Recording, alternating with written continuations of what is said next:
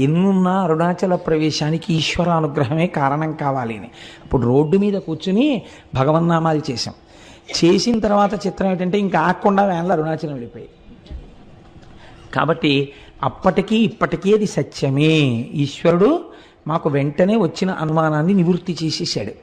కాబట్టి అరుణాచలం అంత పరమపావనమైనటువంటి క్షేత్రం. అయితే ఏమంటే అది కేవలము జ్ఞానాగ్నియేనా? మరి పంచభూతములలో అగ్నికి అప్పుడు ఇంకొక లింగం ఉండాలి కదా అని మీకు అనిపించవచ్చు. చాలామంది పెద్దలు ఏం చెప్తారంటే ఇది సత్యమే.